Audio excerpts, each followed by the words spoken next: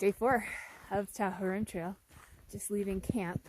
I'm going to be starting today just like I started yesterday, crossing a busy road, except this is Highway 50, so potential it might be even busier than last time. Today's going to be an interesting day because I'm entering Desolation Wilderness, like I've been saying the last couple days, but I'm also going to be going past the spot where I injured myself when I hiked the Pacific Crest Trail 2 years ago. And the story behind that, if you do not know, is I was crossing a patch of snow. Wasn't even that bad of a patch of snow, just past Lake Aloha, close to Susy Lakes, and there was kind of a dip at the end where you boot ski to get down. And I saw people I had just hiked the Sierra section with, talking to people I had just met at Lake Aloha. So I took it a little faster than I normally would have. I hit something at the bottom, which made me kind of shift to the side, and I fell knee first into a rock. I got sutures, hiked 250 miles in sutures, with sutures in my knee, and then I took them out myself in Lassen National Park. So, it was a big snow year this year too. It's a similar time, maybe like a couple days to a week ago was the 2-year anniversary of that happening. So I'm curious to see if there's going to be snow left there. If there is, I'm going to take it a lot slower. And so today is probably going to be a lot of reminiscing. So just FYI. But got to cross this road first. Hopefully I'll get a lull in the traffic because this is a busy road at times.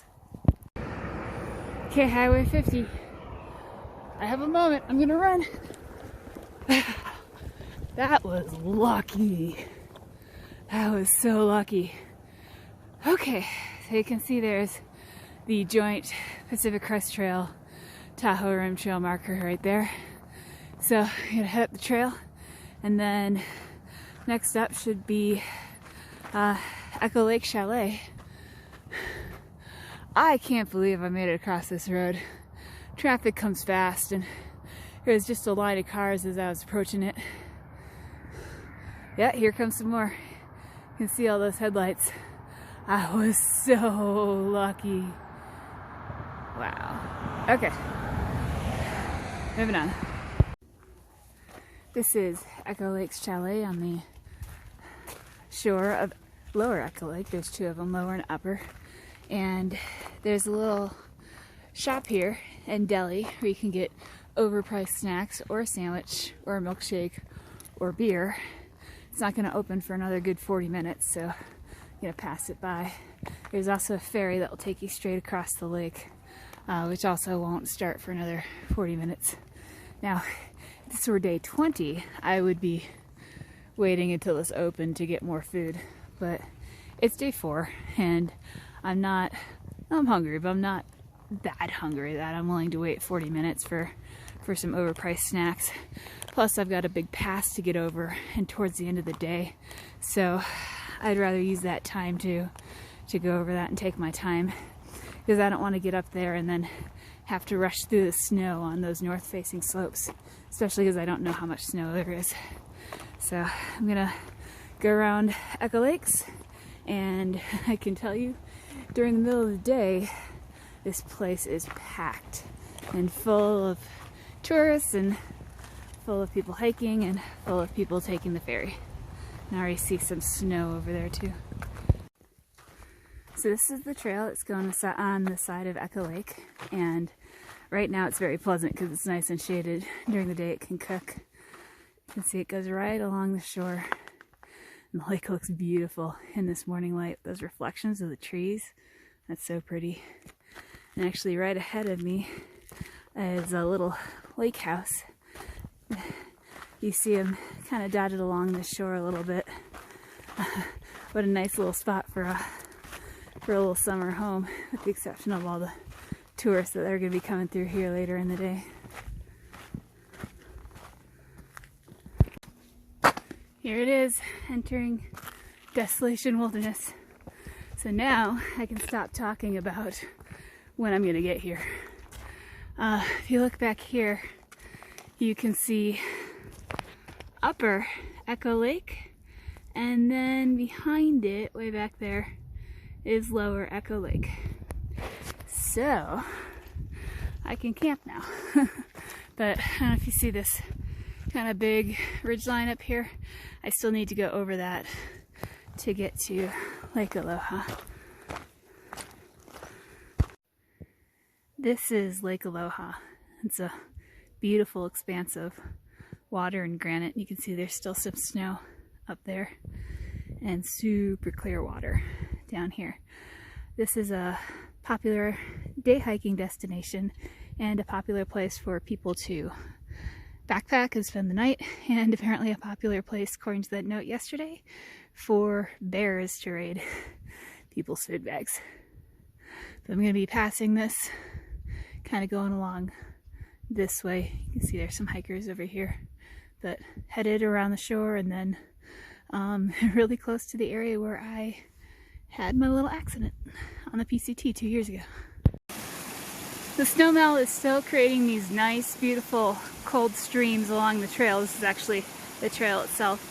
A great place to fill up your water. Fortunately, I just filled it up at Lake Aloha, so I don't really need any water. But this is just an absolutely gorgeous stretch of trail with the rocks and the pine trees and the wildflowers and the little meadows and the little bits of snow that are left.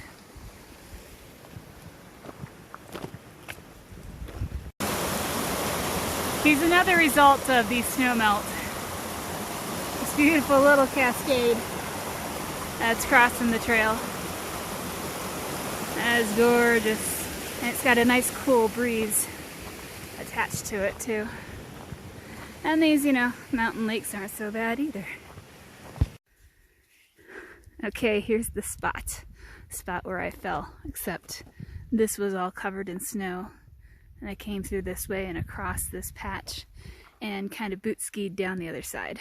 And that's where I had my momentum shift by something and went knee first into a rock.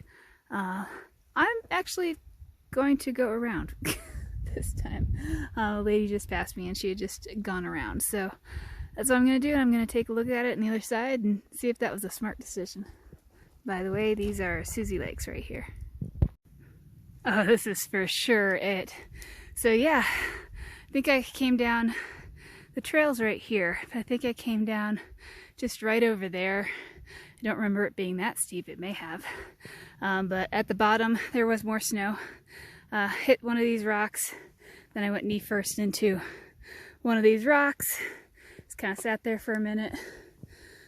They moved me over here until I was able to recover. And then I hobbled with my knee split open for about another mile. So this is definitely the place, and I suppose I could have walked up here and come down, but with my history in this location, I am glad that I walked around. So I walked on the trail down around here. I can actually see some old ski tracks from people who have slid down this and hopefully not busted their knee open. Okay, I successfully made it through that, and I am going forward with my knee still intact. Closer view of Susy Lakes. As you can see, all these lakes are really, really clear this year. I don't remember them being this clear. They may have been, but I legitimately want to jump in one of them. I'm not sure I have the time, and I didn't bring my swimsuit and don't really want to hike in wet underwear.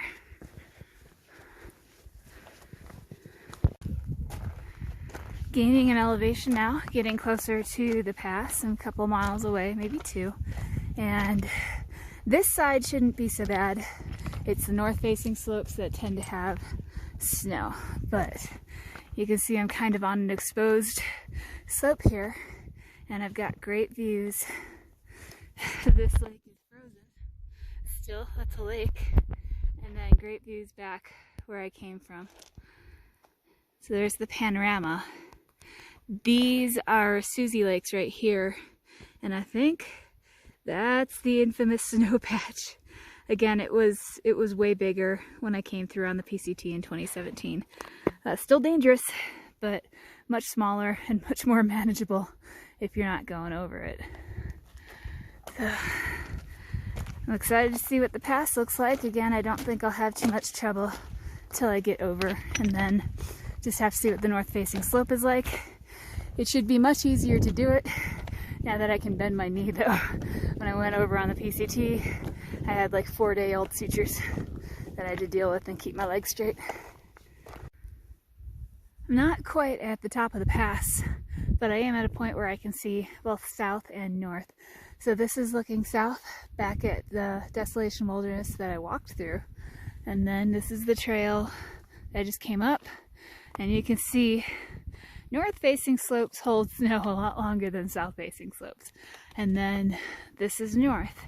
And honestly, this doesn't look too bad as far as hiking is concerned. I know there's going to be some snow held in these trees over this way, but I mean, even this first lake, this is Dick's Lake, is not even partially frozen anymore. So I just have to get through the snow in the trees, and then snow should not be an issue, which is exciting. So trail goes this way. Has been a long climb to get up it. I'm still not quite there. Almost there though. Alright, approaching the snow. I knew I was going to get it at some point, but I can't imagine that. I'm guessing it's going to be no more than like a half mile of snow, mile at most.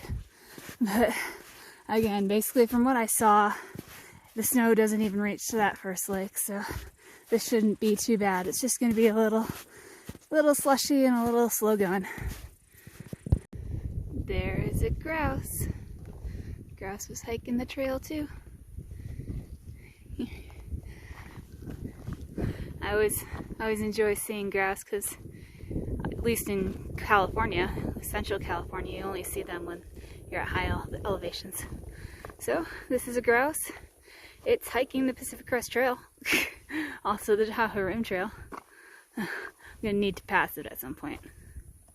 I just saw my other high altitude animal. It was a marmot. There he is. Hi, marmot. And he disappeared. Again, these guys are not uncommon at this elevation. They're just super uncommon at the others. Looks like he went into his den. This is the super clear Fontanillis Lake, right below Dick's Pass, which is up here. You can get a better idea of the snow from down here. It was over here on the left. It was kind of patchy and not too bad. But this was the minimum I wanted to do for today, and I still have plenty of daylight left.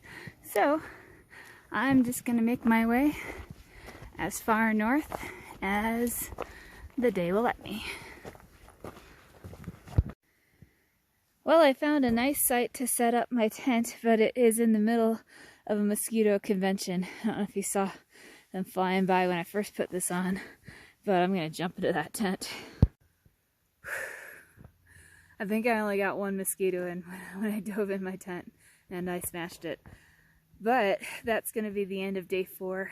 I'm going to just set everything up for my tent from the inside of my tent. I might even cold soak my food because I don't want to sit out there with my stove. I put a lot of DEET on and they were still swarming me. So day 5, I will be finishing Desolation Wilderness and then maybe even getting to the point where the Pacific Crest and Tahoe Rim Trail split again. That would be pretty amazing. So we'll see what we can do tomorrow.